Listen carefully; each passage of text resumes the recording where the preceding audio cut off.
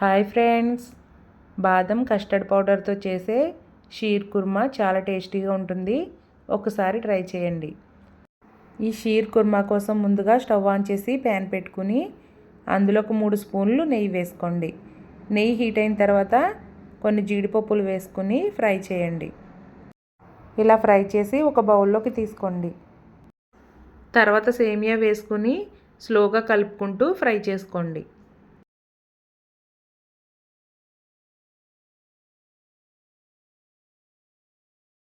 ఇలా ఫ్రై అయిన తర్వాత ఒక ప్లేట్లోకి తీసుకోండి.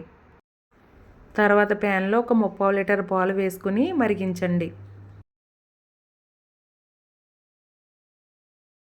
శుభ్రంగా కడిగి నానబెట్టుకున్న సగ్గుబియ్యాన్ని ఒక 2 స్పూన్లు వేసుకోండి. సగ్గుబియ్యం వేసుకుని ఇలా కలుపుకుంటూ ఉడికించుకోండి. సగ్గుబియ్యం ఉడికిన తర్వాత నానబెట్టుకున్న బాదంని పై పొట్టు తీసి మిక్సీలో కొద్దిగా పాలు వేసి మిక్సీ పట్టండి. మిక్సీ పట్టుకున్న బాదం పేస్ట్ని ఈ విధంగా వేసుకోండి.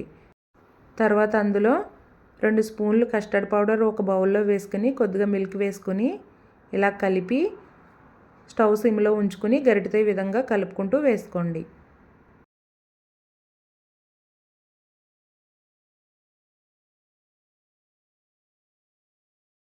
తర్వాత అందులో ఫ్రై చేసుకున్న సేమియాని వేసుకుని గరిటెతో బాగా కలపండి.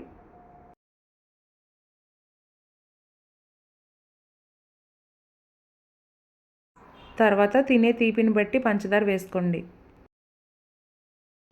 ముందుగా వేయించుకున్న జీడిపప్పులు వేసుకుని ఒకసారి బాగా కలిపి స్టవ్ ఆఫ్ చేసుకోండి. ఈ షీర్ కుర్మాని ఫ్రిడ్జ్లో పెట్టుకుని కూల్గా తింటే చాలా టేస్టీగా ఉంటుందండి.